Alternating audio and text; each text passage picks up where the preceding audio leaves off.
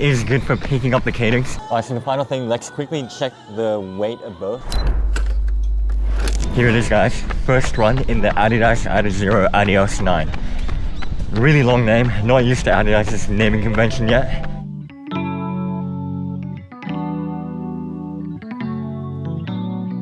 Running the shoes, they feel really good, and I have noticed that my cadence is a little bit higher in this shoe, which is exactly what I expected. Because a lighter shoe, you definitely get more ground feel, and I feel like that in itself subconsciously makes you pick up the cadence.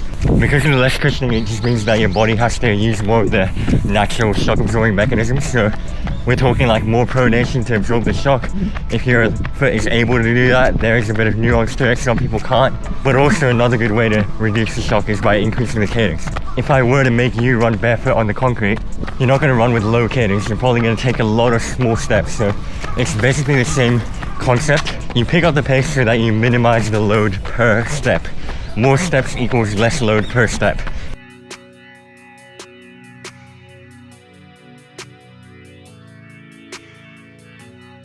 Also, in yesterday's video, I talked about how the Rebel V2 is lighter than the Adios 9. And I've since realized that that might not actually be the case.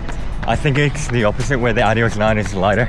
But the information online was inaccurate, because I measured my US 11 Adios 9 and I got 190 grams. But I don't know the weight of a Rebel V2 in US 11, so I can't directly compare because I don't have a Rebel V2 anymore, but it's way lighter than what I said in the video yesterday. This shoe is now in my size US 11, 191 grams. You heard it right, this is sub 200 grams for a shoe in my size US 11. Alright, so what I said still stands. I really feel like this is a Rebel V2. It's giving me the same exact vibe. It's so reminiscent of when I used to run in the Rebel V2 so much because of how much I loved it. And it's just nice to be back at that stage in 2024, because my one regret is not getting more Rebel V2s while I could.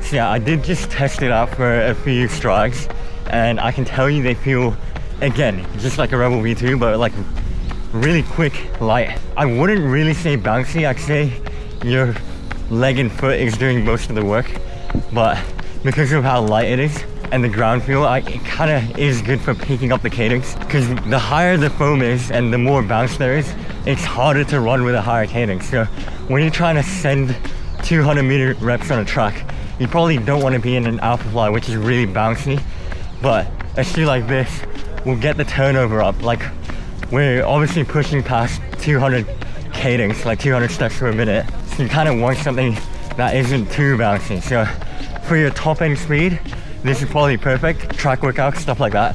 But at the same time, I dislike it when shoe reviewers are like, this is made for exactly interval workouts and nothing else, because in my personal opinion, this is a great recovery run shoe as well, to again change where the load goes. We're too used to wearing a lot of cushioning all the time. Add a bit of variety, have that lower stack cushioning sometimes to change it up a bit.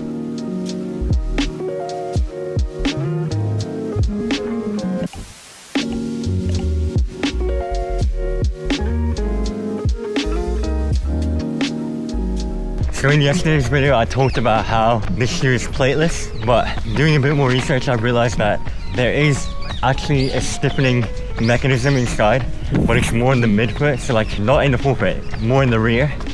And that actually makes it really similar to a streak fly. I did mention the Nike streak fly and how it was similar in the last video, but I said the main difference is that the streak fly has like a stiffening mechanism, but I realized that the Adios 9 also has it. So that actually means that right now, I would say the most similar shoe to the Adios 9 is technically the streak fly, based on its unstructured upper, using a super foam in the midsole, having a little bit of a stiffening mechanism in the back half of the shoe, I guess, so you still get that flexion in the MTP joint. And yeah, I do believe that having that little stiffening mechanism in the rear half of the shoe that adds that little bit of structure in the heel, I think that is a good addition, because without it, it would be a very, very, very neutral shoe. And it already is a very neutral shoe, but we just take that to the next level if there's no stiffening mechanism, because there's already very little structure. So I think it's not a bad thing to have that little bit of rigidity in the rear half of the shoe.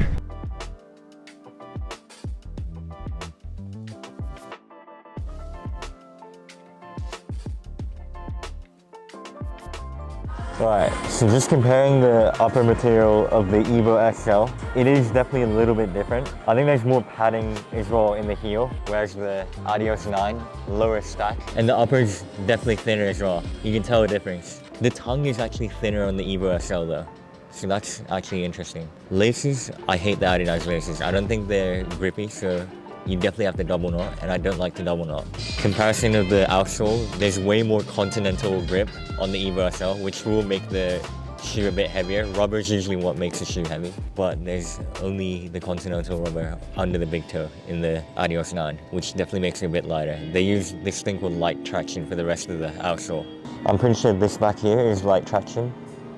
I don't know why they don't put the durable rubber at the back of the Evo SL, that's kind of interesting. This is the Adios Pro 4, and the upper is the same as the Adios 9. But the difference, again, this one has a carbon plate, more super foam, so it's higher stack height as well. Okay, so I'm comparing the two shoes right now, and I feel like the upper of the Adios 8 is a bit more coarse. I feel like it digs in a little here as well. Heel isn't super secure. These are both US 11, by the way. But yeah, I don't feel secure in the heel as much. This one feels a bit more locked in at the back. Also, there's way more movement within the shoe in this one. So this is quite roomy. So if you have a wide foot, Adios 8 might be a bit better.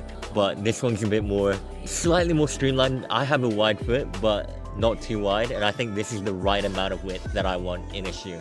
Because I'm not bulging out the side, but I still have a bit of room. I think the Adios 8 does fit a little longer. Alright, so the final thing, let's quickly check the weight of both. They both definitely feel light, but I can tell that the Adios 9 feels a touch lighter, ever so slightly lighter, but there's not much to it.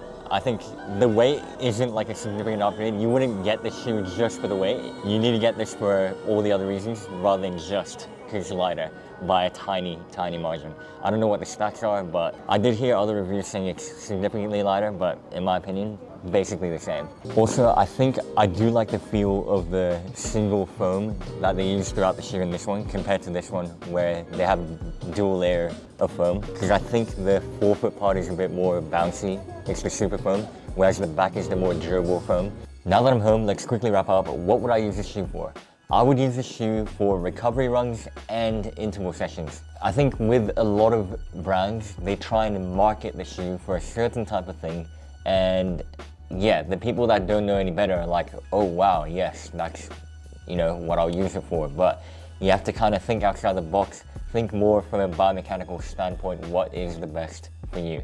I think that in recent history, because a lot of my shoes have been higher stack, because, you know, people like Asics have kindly sent me a lot of shoes, same with Hoka. I've gotten 3 shoes from each of those brands that I just mentioned, and they're all really high stack shoes. And inevitably, I've gotten a bit more accustomed and used to wearing high stack shoes than I want. And therefore, I would say going back from that to this, and I used to wear Rebel V2 all the time, so I know I can get back to it eventually, but moving back to this is going to be a bit of a jump, and therefore at the start, I want to use it for its intended purpose, which is, you know, to run quick in it, high cadence, pick up the pace.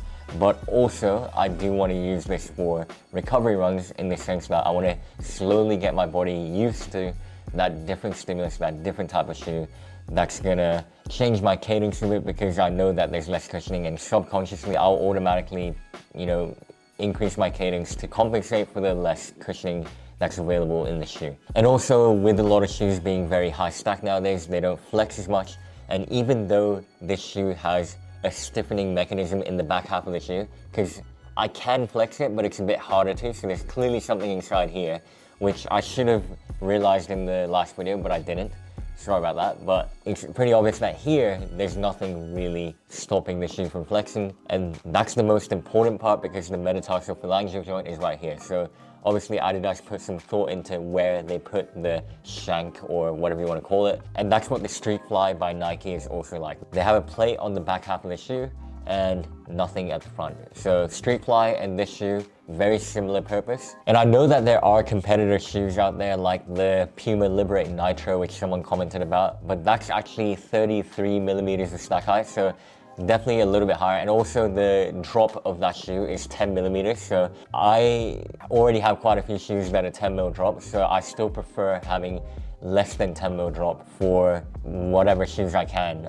So the fact that this is an 8 mil drop is very good. I kind of wish in a sense that it was 6 mil drop, but at the same time, I think the foam here is soft enough that once I use it a little bit, I will start to compress the back foam a little bit, and it will feel more like a 6 mil drop shoe. But apart from that, really good first impressions. This isn't it yet. I've done one run in it, but I am gonna do a threshold workout, even though I don't really want to, but I wanna see what it's like to use it for a threshold workout. And also a few more easy runs, maybe a long run, and I'll report back on what I think after I've run like 100 Ks in it. The reason why I don't wanna use it for threshold runs is because of the fact that my focus with threshold is to do volume. And like I said, coming back from the last 6 months where I've been wearing more cushion shoes, the Hoka Skyflow, Asics Nova Blast, Asics Super Blast, Hoka Mafate Speed, I think it's gonna be too aggressive of a jump to just suddenly do a ton of threshold workouts in less cushion shoes. So I wanna slowly transition, which is why I wanna start with recovery runs and top end speed. So if I'm hitting the track and I wanna do high cadence, yes, I'll use the shoe. If I'm doing a recovery run, it's usually not that long. It's probably like 6 kilometers compared to my usual running, which is like 12 to 20 kilometers during the week. Recovery runs would also be perfect in the sense that it's going to work different muscles and add that little bit of variety, and also take away load from where I'm usually loading up throughout the week in my other runs where I wear other shoes that are higher stack, higher drop maybe, stiffer, that kind of thing. So again, good shoe in the rotation to add that diversity, and I'll make a review about it soon. Thanks for watching, and I'll see you in the next video.